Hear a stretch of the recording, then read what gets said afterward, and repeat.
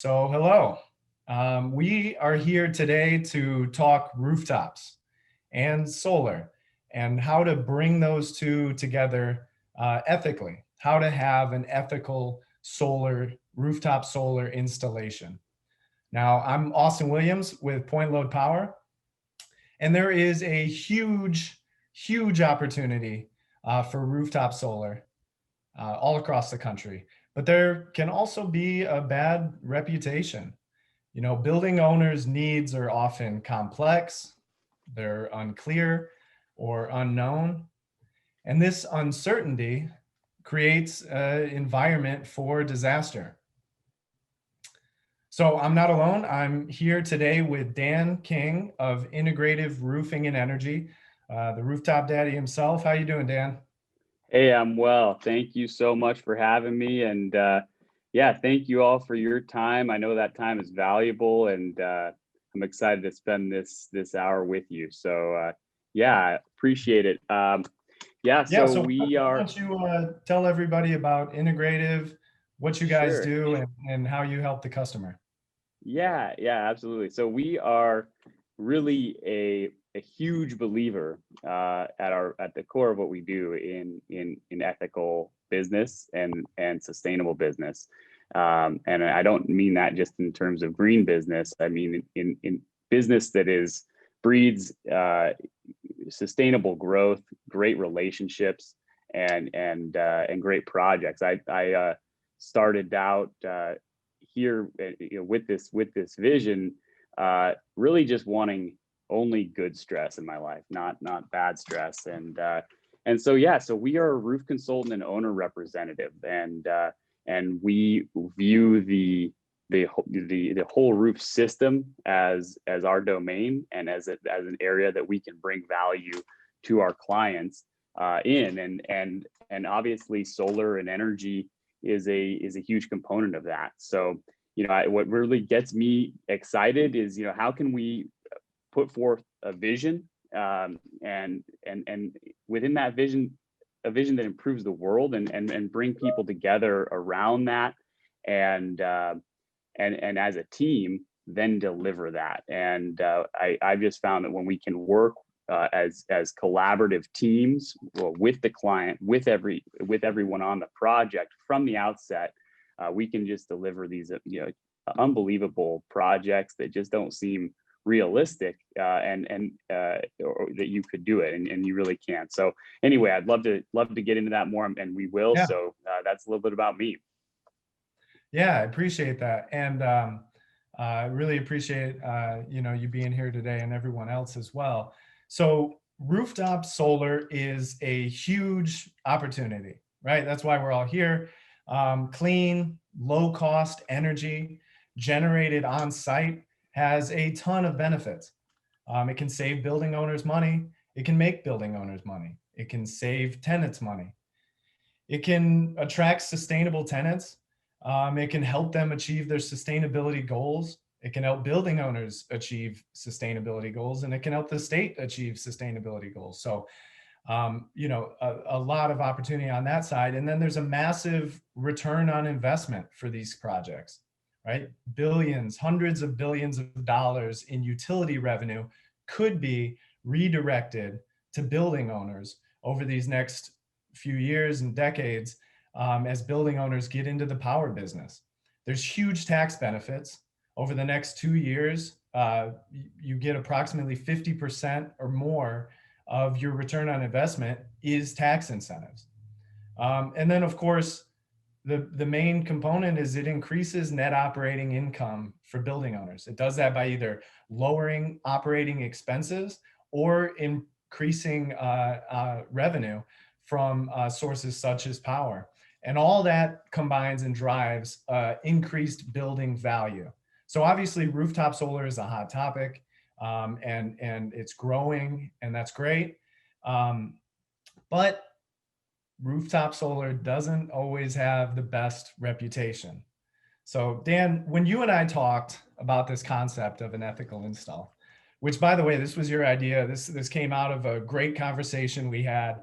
And I thought it was fascinating because it can benefit people individually. And I think it can help raise the bar for the industry as a whole and promote more solar going on rooftops across the country. So I think this is a great topic. And I really appreciate you bringing it up. So when we talked about this concept, you mentioned that rooftop solar can have a bad reputation. What do you see as the main reasons for that bad reputation? Yeah. So, and it does have, an earned bad reputation, and that is preventing this massive opportunity from becoming reality for a lot of people, and the impacts of that, the consequences of that on a personal, human scale are massive. On a global scale, are unquantifiable. And so I think that we really have to do something about this. And yeah, what those that bad reputation centers on two very basic concepts in general. One is deteriorating or damaging the roof. And so the install of solar, what should be building asset value, is actually reducing the value of the primary building asset. That there's like that old saying of, there's no success that you can have that can overcome a lack of success at the home, or something like that. Yeah. This is solar, right? Rooftop solar. There's no solar install that you can perform that can overcome the damage and deterioration of the roof.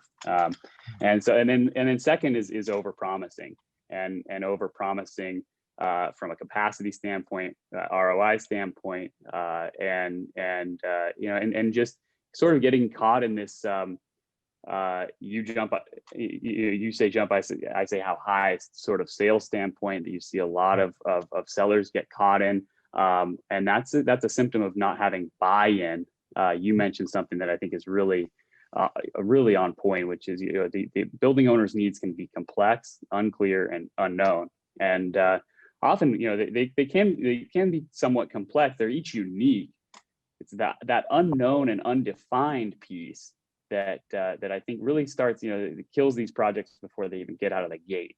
That there isn't a buy-in from the owner, because there hasn't been a conversation to learn what that owner actually needs. And then there are so many different ways to do solar. So from the building owner's side, they're looking at solar as crazy complex.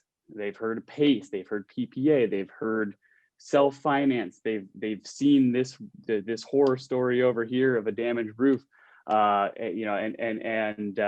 and so they really, a lot of them are just saying, no, we're not even going to do this, and they're walking away from a huge opportunity, as we mentioned. So that's, I've really enjoyed our relationship, and I enjoy that about you guys at Point Load. You're interested in this ethical approach as well, and that brought about that conversation. I remember that. So yeah, excited to be getting into that. So, but yeah, ignoring the roof, over promising, and then really I would expand one thing on ignoring the roof.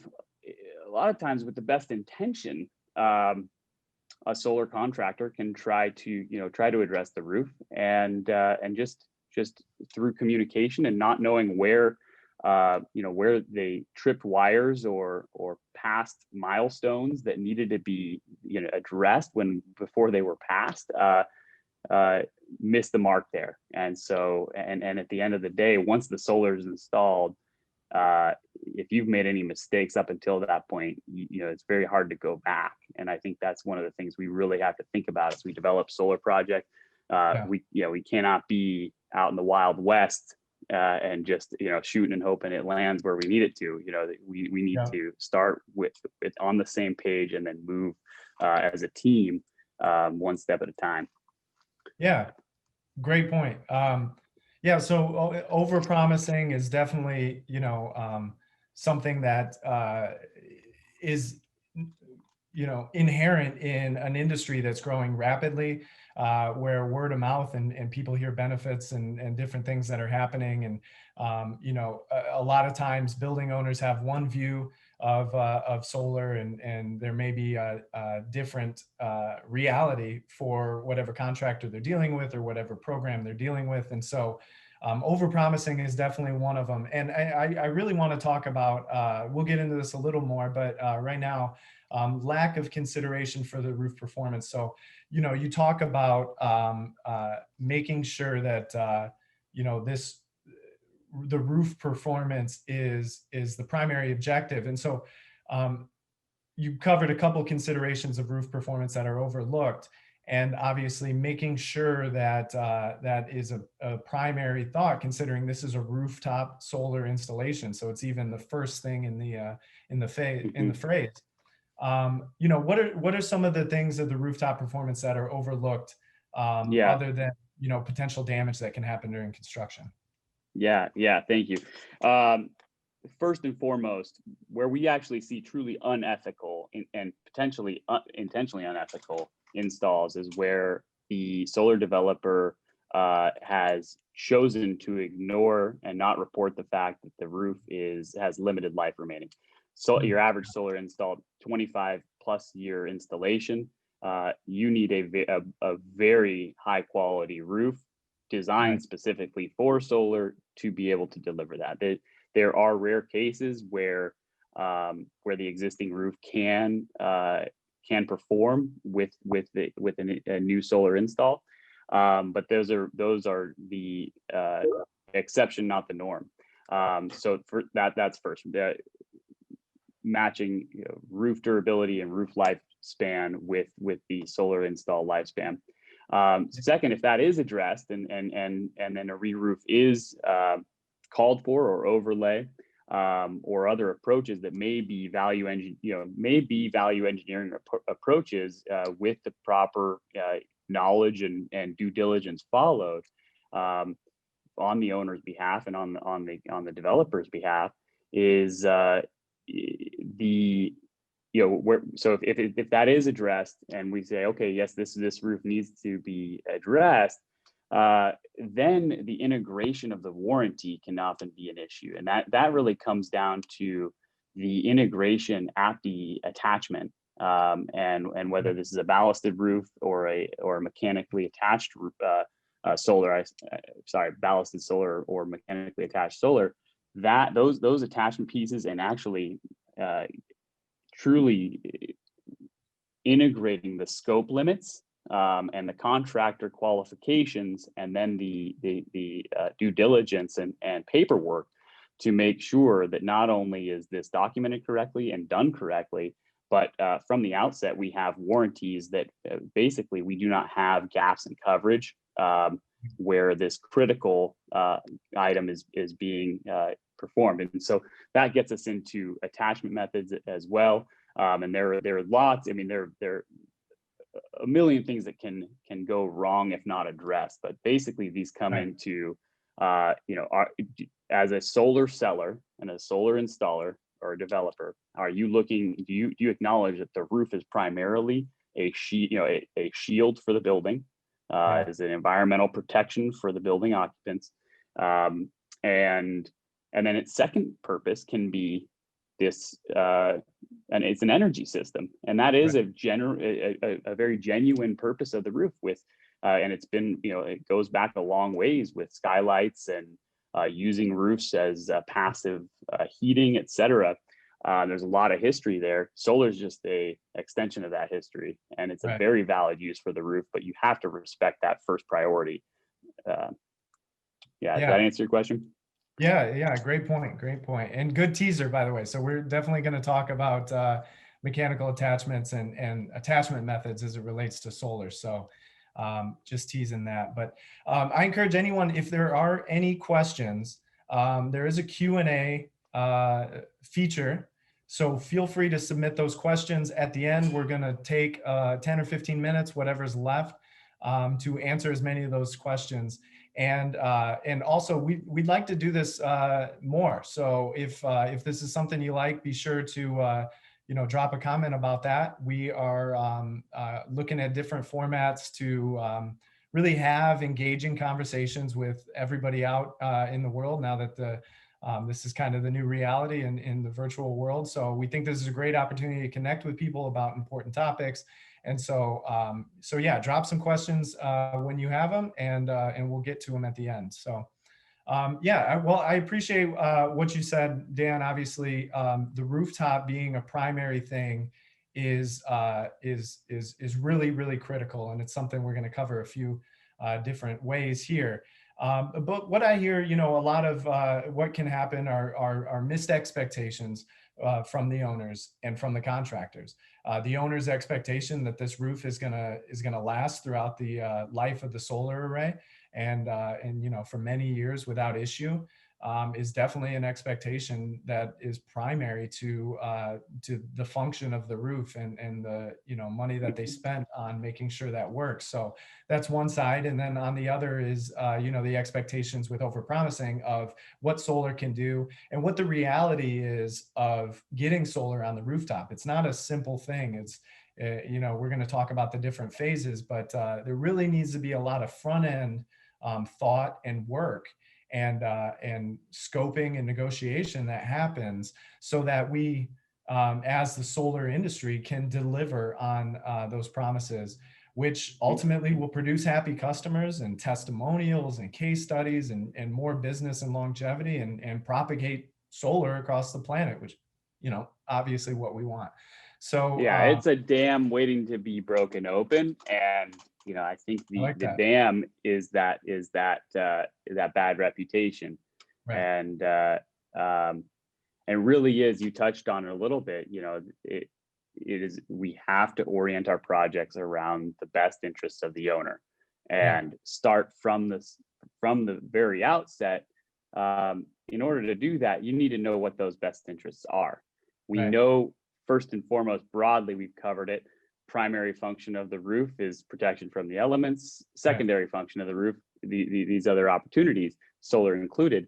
But what does that actually mean? And diving into the financing portion, the actual roof itself, the structure and load capacity of the roof, and getting into, not instead of, I think there's a lot of solar developers and salespeople that fear this approach, because Right. they are going to, what about the cost of an additional roof? Does that kill the deal? Right. Probably not. If you have the right situation, you have the right uh, you know opportunity, you need to find a way around that, and look at that as an opportunity Right. to improve the asset. This is something they're going to need to spend money on anyway. How can we integrate this? Where's the opportunity here? And look at that, the obstacles, the way, as they say, like, Yeah. going toward the hardest questions that sit, in the room, rather than letting them kind of sit in the corner and Yeah. Because come back ultimately, later. yeah, you could get the deal, and then it will come back to bite everybody, and that's not good for anyone or the industry as a whole. So yeah, you talk about, this concept, just to bring it back real quick, we're here to talk about this concept of an ethical rooftop solar installation, and you Mhm, described an ethical rooftop solar installation as a project organized and executed around the best interests of the owner, mhm. and then went on to talk about those interests. So let's talk about this, in the as the contractor would see it, and as you see it, being a roofing consultant, talking about the phases of a solar installation. So obviously these contractors are excellent experts at building things, and roofing contractors are experts at doing roofs and stuff like that. So forgetting about construction, or starting a little earlier, even pre-construction or pre-design, feasibility is something I've heard many times from you about where that heavy lifting is done. And like Mm, you just mentioned, where it can be a scary concept to lay all your cards out, talk about the roof costs that would be associated with this, or even cost to perform feasibility, which I know contractors sometimes do uh, pro bono, just to do it to really yeah. scope these projects. So thinking about feasibility and sales, what needs to be done in this phase that can really help us produce an ethical installation and get those Yeah. building owner interests understood. Yeah, absolutely. So, you know, the first stage of your project is fact finding, and it is that, how can we put forth a vision? How can we organize around a vision that is going to, in this case, improve the performance of the building, the financial performance for this owner, the tenant experience potentially, or if it's a tenant, how can we improve the lives of the people that we are working with and that I'm sitting in front of, and starting from that basis, Yeah.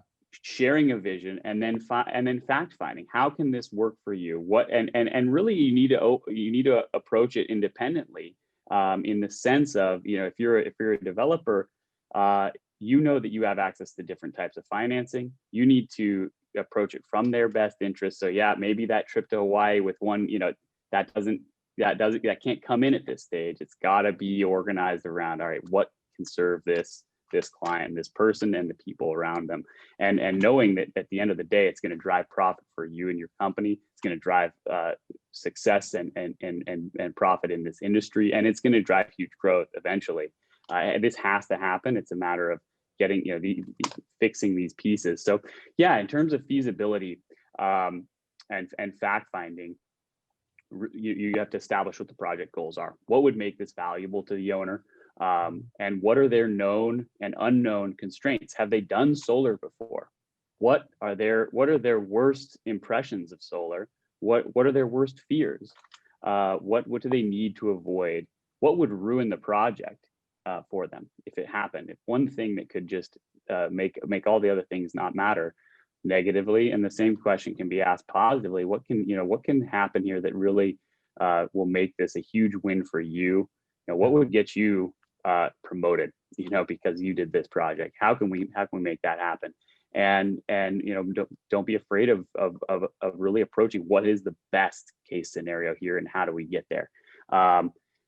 How can so from that standpoint, then you need to get buy-in, and you mentioned this, and I think one of the biggest problems I see in solar, one of the clearest waypoints where projects go off the rails real early on is the owner's unwilling to pay for basic due diligence, and the seller, the developer, is in this blue suit offering. Would you like this? Would you like this? Would you like this? Does this stick? Throwing things at a wall, and throwing out helioscopes, and here's what it could look like. And you don't know what the actual structure of the roof can bear. You don't know what the roof age is, and whether or not you might have a potentially multi-million-dollar cost related to re-roofing. Maybe a 20%, 30% additional cost increase. And your production capacity as well from the loading standpoint is affected, and so you're selling a bag of air in a sense. You're selling a project that can no longer be an ethical project if that goes forward, because it's going to get hit with change orders. It's going to get hit with bad news, or that bad news is, and then you're trying to limit things as much as possible. So we got to do a roof, so we're going to do the cheapest thing possible. And the owner's stuck there, and you get all, if you don't have full buy-in within the client organization, and with what with this project from that standpoint, you're doomed to fail. So that piece, some of those are the established understandings. At the end of this, you kind of think about what does the end stage of feasibility look like before you can go on, and that is you've established the financing that works, the operational and construction approach that works, and we will get into detail on that with everything from roof design, attachment, and when we're looking at solar and roofing together, now we're looking at a system, the solar and roofing system. And that's why we named the company Integrative Roofing and Energy, because this is what we do. A lot of roof consulting. We do some energy consulting, where we often where these things come together. We do the most energy consulting we do is through this avenue of the roof, right? And so so that integrative word, it really is, we are now the design implications. Solar has design implications on the roof, and the roof type and possibilities of roof design have implications on what solar you can install and how you approach that. Integrating those from the start is absolutely necessary. You should also then have a basically establish understanding. So we said finance, operations, construction, safety, and then project timelines, of course, all those other details. But basically, by the time you're signing a sales contract, you should really have you might have signed a couple other contracts to engage structural engineering or a roof consultant to assess the roof for these small bits. But by the time the contract is signed to go forward, there should be a really shared understanding and expectations of the entire project, and Right. as well as where the unknowns are. Hey, when we dig into the roof, we might find this, and that could affect X, Y, and Z. Just letting you Yeah. know, we can't know that right now. Yeah, So that's good. So yeah, I appreciate that, and we'll get into design next. But I like how you kind of closed out what feasibility would look like, what a successful feasibility stage will be. And I'm gonna do a quick plug for you. Obviously, we've got contractors who are experts in energy and experts in roofing sometimes. And you've got building owners who are, this is not their core business. This is not what they spend their day-to-day doing. They don't necessarily speak in the same terms that we're used to and use in the industry regularly. So this is really where someone like Integrative and Dan comes in and can rep the owner and be an expert that represents the owner, but can understand, speak the language, have good discussions, and really ultimately get through this feasibility stage, very thorough feasibility stage, setting this project up for success, because you and your company understand this type of thing, but you're standing with the owner as their expert, really defending what they're trying to do, and protecting their interests. But not having that piece, there's often, like you said, contractors trying to throw things to see what sticks on the wall, and ultimately things can be missed. And so Integrative, that's their role, and I think it's really great to have that included in a project, even though the feasibility stages are longer than what we're used to. But ultimately, the reward of doing that very thoroughly is going to be a much more satisfied customer. So after yeah, feasibility, obviously, we start to get into design, and some of this design is done in the feasibility stage. Obviously, you talked about helioscopes and different work that can be done up front to kind of get a big high level look at what this should be. But some of this design, whether done in feasibility or after, is something that there needs to be contracts to do. Sometimes you contract out with different engineering firms. Structural is critical, and I see very often that people are hesitant to engage structural engineers early on, and who's going to pay for that. And there's definitely a whole discussion around that. But that is just one example. But what about the design phase? What are the yeah, main design considerations for rooftop solar installations as you see them? yeah. So first and foremost is the mounting system and weight load, and how we're going to deal with that within the roof design that we have existing, and the roof condition as well. So the question of starting with roof condition, what is the existing roof design? What are our components? The roofing assembly from deck up. Yeah. What's the roofing, the structure and framing of the roof, and what capacities do we have there?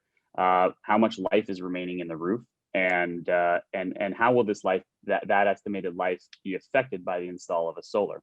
Because you could have one roof, a roof might have 15 years life remaining in it with a maintained, solar-free state, but install solar and you have difficulties with flashing in the solar or installing the solar. and then maintaining it as well, and just various effects that the solar can have on, deleterious effects on the roof. So Yeah. that's where we would start. Then from there, we would want to look at the attachment methods, and this. So you kind of circle back to the solar side, and what is the demand profile for the client here, and what are they trying to achieve, and how does that then intersect with the solar that we need to install? So is this a heavy energy user with a fairly limited capacity for additional weight on the roof, or is this a light energy user with a roof that can withstand additional quite a bit of an additional PSF load, or any combination any combination in between, right? And mostly what we see is a combination of those. In California, we see a lot of these huge opportunities, and this is, again, I mean, this conversation, the meat of this is, in the Central Valley and Los Angeles, and up this California, the tilt up frame, wood panelized deck, wood frame or hybrid frame construction, with that are basically sitting out in massive, in a sun swath. And a lot of these are manufacturing or refrigeration, or these are heavy energy users. So in terms of opportunity, we are right in the middle of it with this conversation. Those roofs are also more sensitive than a concrete deck, office, a multi-story office. So design considerations, weight of the system, we covered. And now we get into ballasting versus mechanical attachment, and basically roofing at this stage. The national NRCA, National Roof Contractors Association, and basically where we are with knowledge in roofing and where systems design, the recommendation is pure and simple for mechanical attachment. Ballasted systems sort of had some appeals to them, in that they didn't have, the thought was that they wouldn't penetrate the roof. Obviously, they add a lot of weight to the roof system, so they're going to limit the capacity and generation capacity of the solar system. But they also, and what came to be obvious, with time, is that they wind will shift the solar panels a little bit, and through movement, these ballasts are moving. So you now are installing slip sheets. If those aren't attached slip sheets, the ballasts are coming off, and you're getting abrasion and damage to the roof as well. So in general, at this point, we're seeing the vast majority of our roofs are mechanical attachment mounts with mechanical attachments. Those mechanical attachments, there's some very good designs out there that integrate the roof system and the manufacturer membrane into the mount, and so we're able to really marry everybody together and get a continuous warranty. But that continuous warranty is only available, keep in mind, because you have actual continuous waterproofing, you have continuous redundancy and waterproofing, and an actual functional system. So now if we install this correctly, and that's just a quality assurance piece, then we have really approached this problem and turned it into an opportunity, and we built in a 25-year roof, a roof that maybe they wouldn't have been able to afford or think of affording had they not also had this massive ROI generator in the solar project. And that's what we see with our clients. We're talking about, when we're talking about a 25-year roof, we're talking about HD ISO board, enhanced membrane thickness, and design considerations that are really beefing up that roof. And so it's going to perform better from other perspectives. We're not just limited to solar. It's going to perform better from walking, other trades and HVAC. It's going to perform better under hail and sun exposure. So it's basically a better roof. And how can we use solar to drive that? That's the opportunity, and that's why you need to have that difficult conversation, or what could be seen as a difficult conversation, way back in the rearview mirror when you were doing fact finding. Yeah. Well, no, I appreciate you bringing up ballast versus mechanical attachment. Tale as old as time, the hardest question in the world, which I'm going to ask you about. But what I got from that, and what I've kind of been getting out of this conversation, is that we do need to look at it as a system. We're no longer a roofing accessory that comes on and retrofit, but we really are part of the roof. And I always laugh when we talk about ballast, because it's the only construction practice where the goal is to hold down panels with heavy shit. That's the goal of ballast. And there's no other construction trade where it's like, well, just throw some bricks on it and That's, I'm sure it'll be fine. So yeah, aside from like how that wet willies on playgrounds. how that works with the roof and being part of the system, I think is critical. So I appreciate Yeah. you bringing that up. But the question always is, you know, I I don't want to put holes in my roof, which is obviously not accurate and kind of rudimentary. But how do you handle that conversation with building owners? And it's great to hear organizations, reputable organizations like NRCA, making those recommendations, and that's always helpful. But how do you handle those conversations and objections?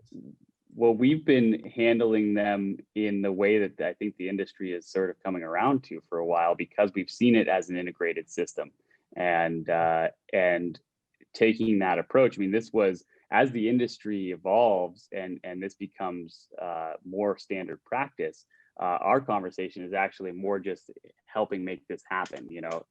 Where before we were really taking a more work heavy role in terms of in design. Now we have some great out of the box systems. We just need to make sure that the project's channeled right, that the right contractors are used, and have that guide from the owner standpoint. I appreciate you mentioning that, and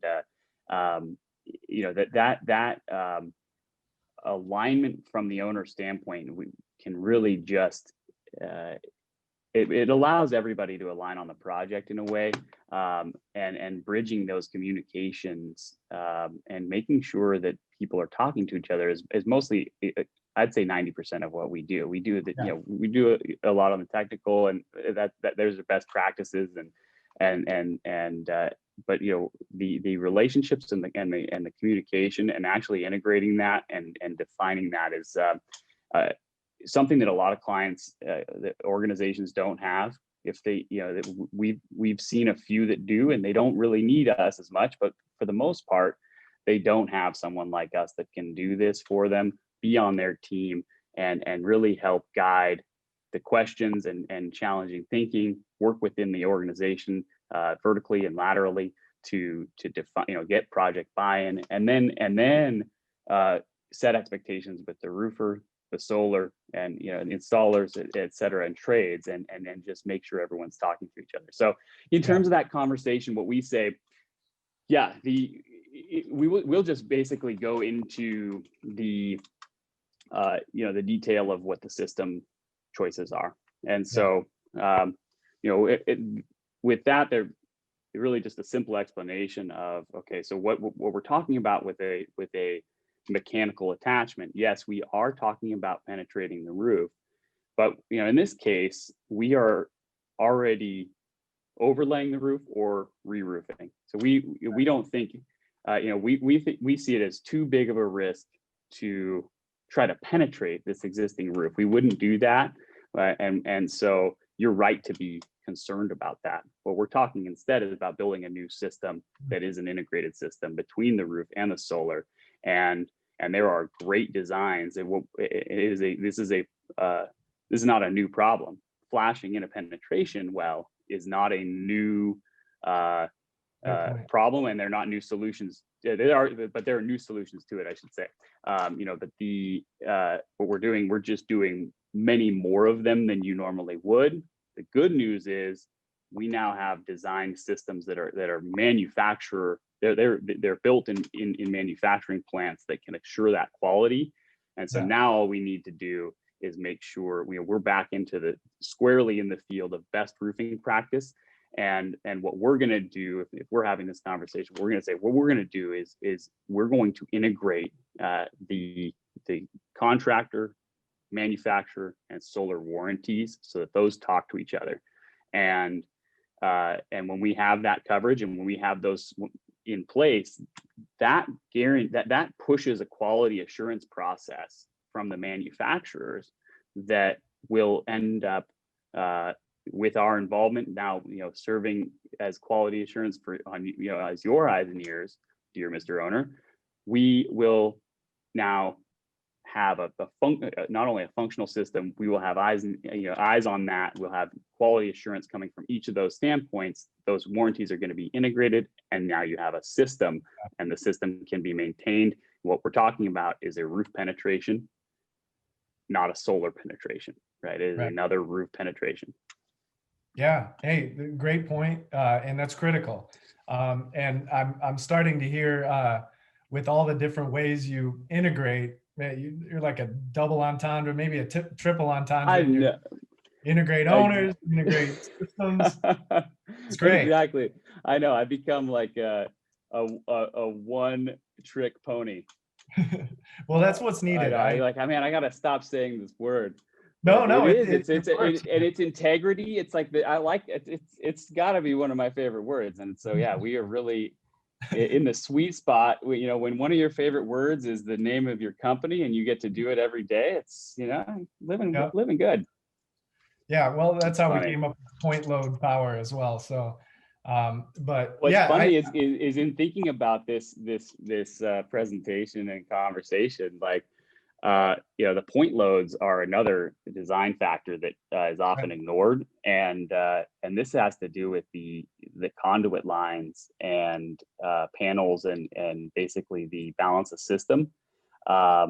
And a lot of times you'll get calcs for the solar and not the balance of system, and we'll actually see a solar that was done okay, and the roof's really compromised due to point loads in the balance of system.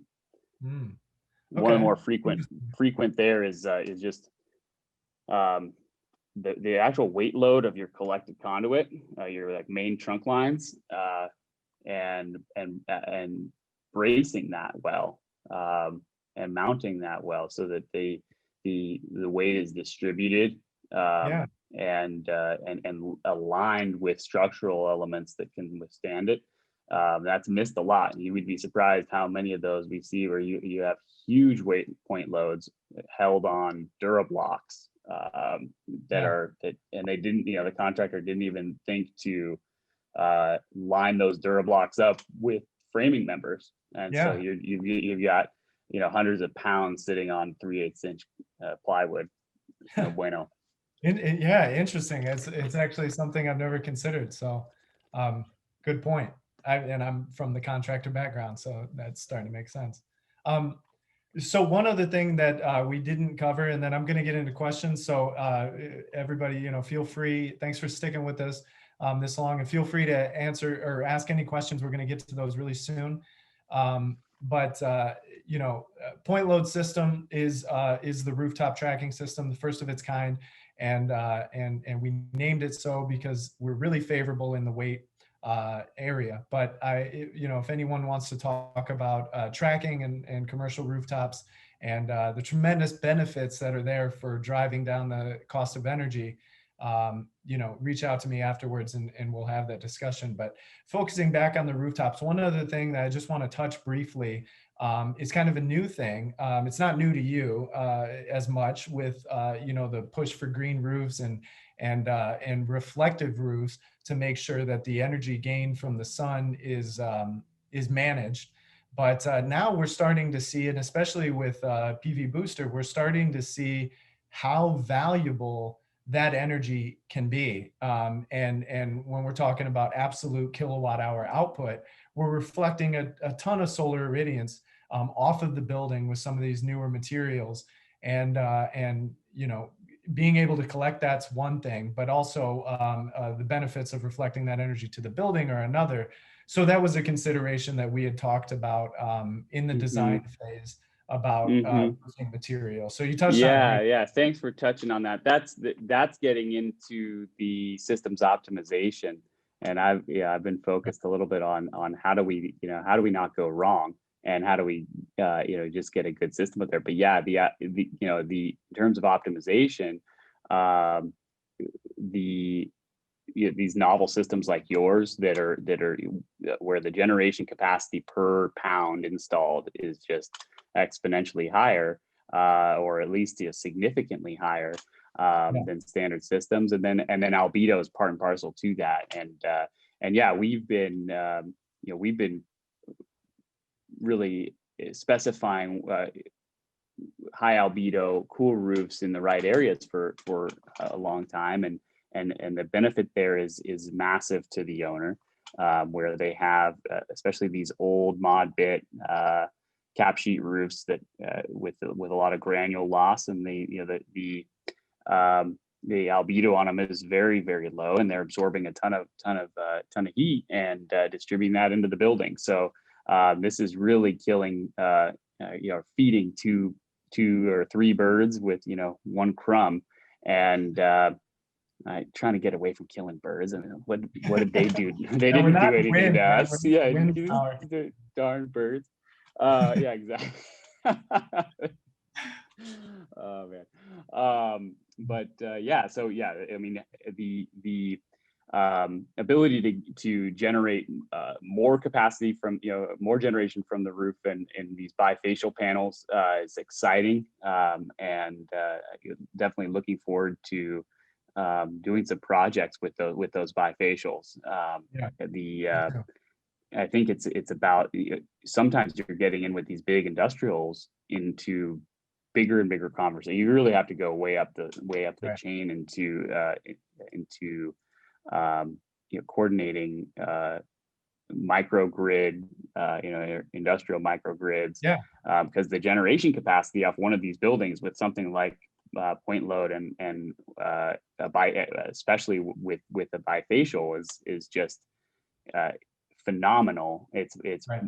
much more than that building can use. So yeah, that's exciting, and definitely something that you're talking about, reducing the energy load and use to cool the building on one side, and increasing energy generation capacity on the other side, and Right. so it's a huge win.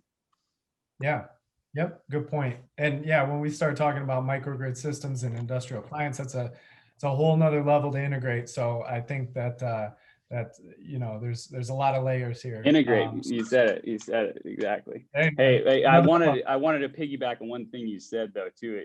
We've gotten as far as design and feasibility, and if others are interested and around too, definitely let us know, because I think getting into pre-project, project, and then and really other conversations about how to work together. I think that um, one of the things that I see as sort of our business development, call it hurdle, is just actually the fact that we exist, and that people are doing it in this way. And I don't say that as a pat on the back. It's really just an approach that says, hey, we want to we're going to represent the owner, and we're going to drive good business for many different manufacturers, vendors, and suppliers are the ones that make sense, and represent. But we're going to do that independently, but we're going to do it relationship based,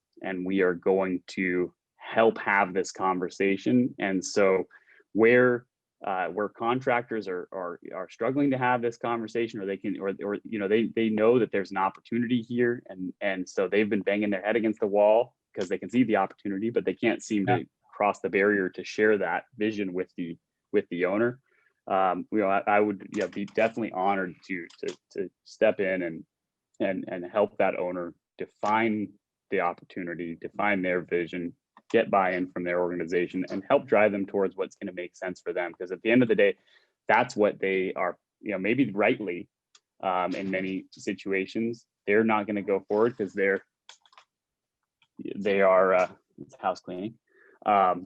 It's they're concerned that they don't know what they don't know, and they're concerned that they could end up going down a path that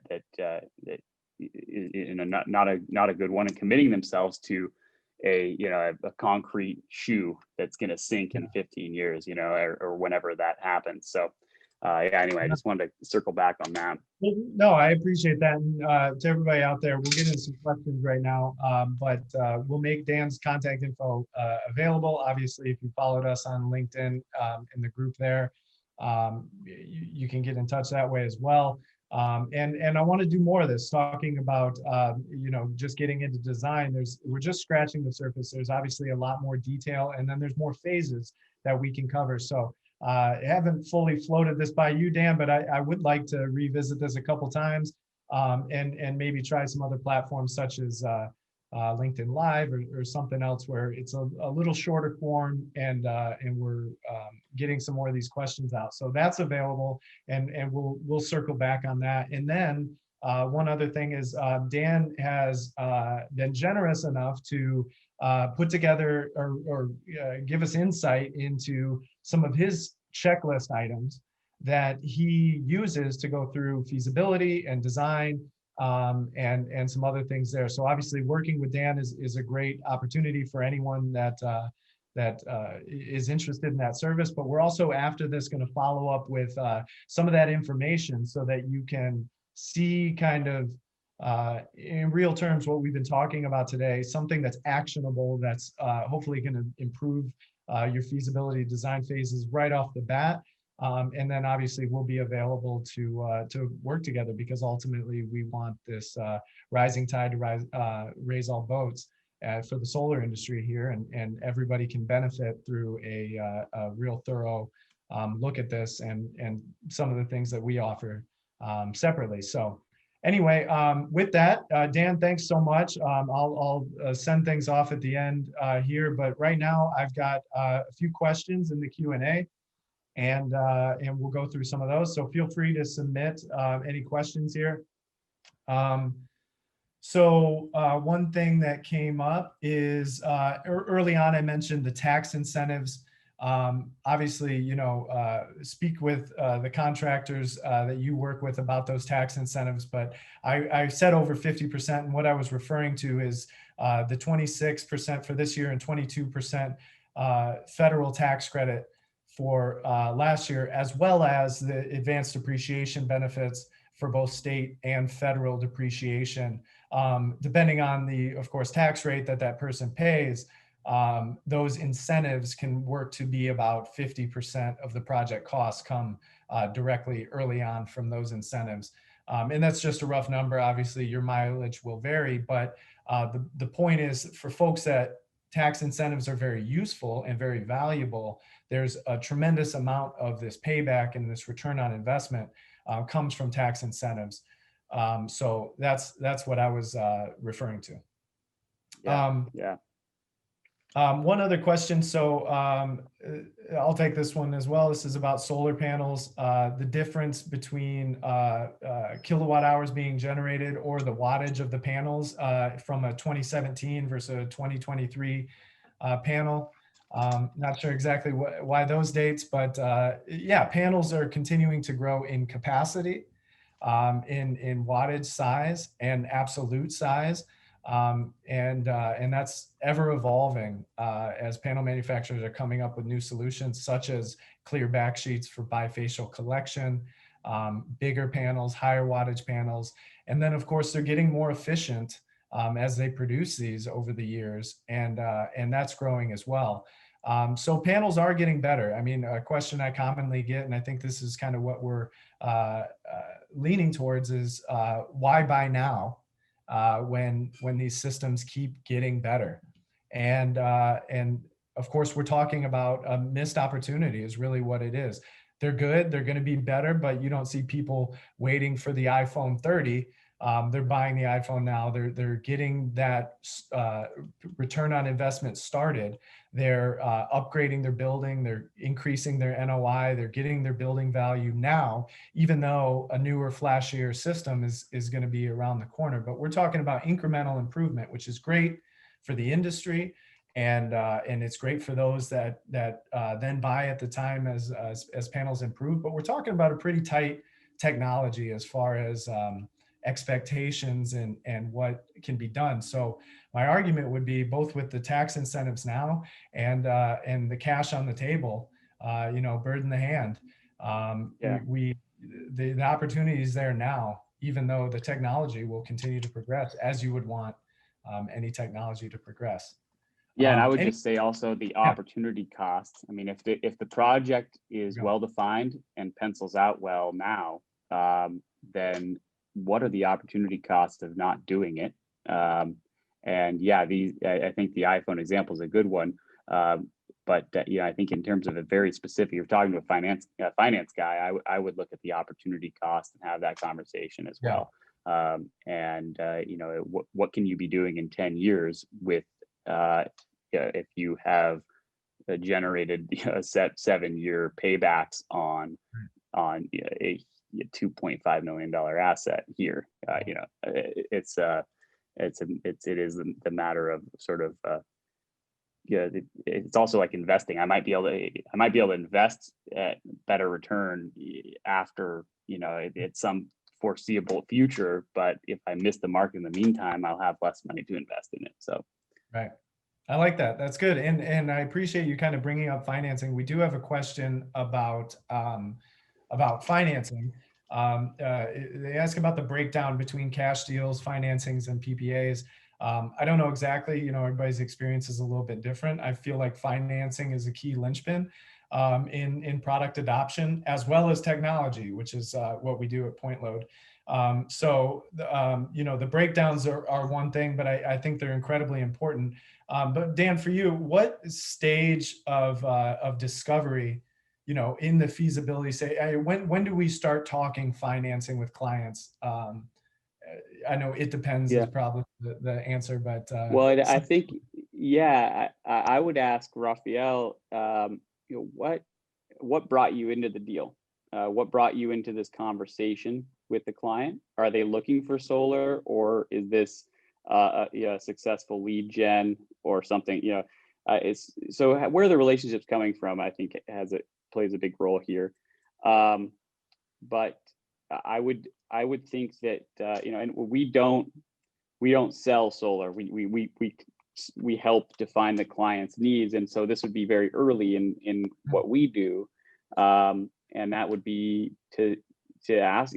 So what are your financial objectives? What are your what kind of assets do you own?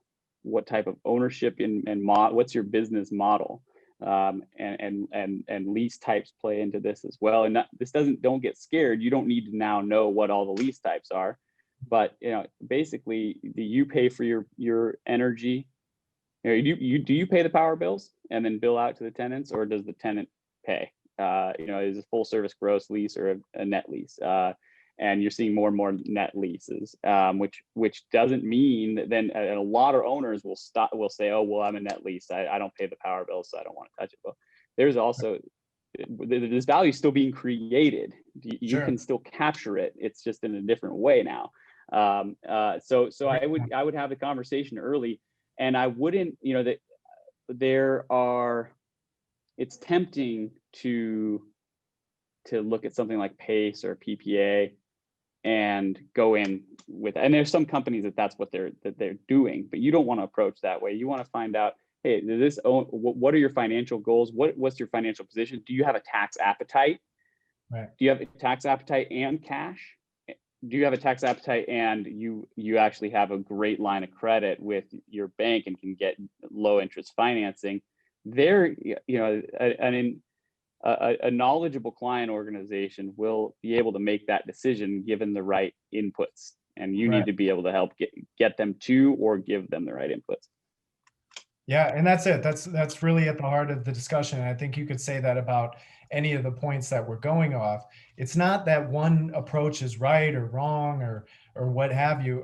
Everything's got its place, and that's why these financing mechanisms exist. These installation practices exist. But to Dan's point, and the whole purpose of this is really getting to the heart of what the owner needs, and not being afraid of of having an open discussion, because of the way that the conversation started, and maybe in an RFP situation you felt like you needed to come in and just do one specific thing. But the idea here is really finding out what the owner's needs are, and then explaining what the options are and finding something that works for them. So I appreciate that. We're going to wrap up. We're a few minutes over, but I appreciate everybody staying through this. Carlos had requested to know when we're shipping PV Booster outside the US. And it's a question we commonly get. I really appreciate it. But at this time, PV Booster is just available domestically in the US.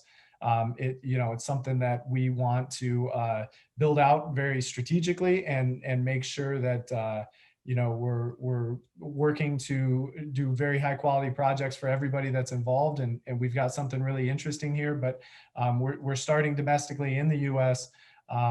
Particularly in the Southwest, it has exceptional benefits for a number of reasons. And I would love to talk to anybody who's interested more about U.S. projects, and how tracking can really help exponentially improve their projects by using less and delivering more energy, and more high quality energy. So I think that's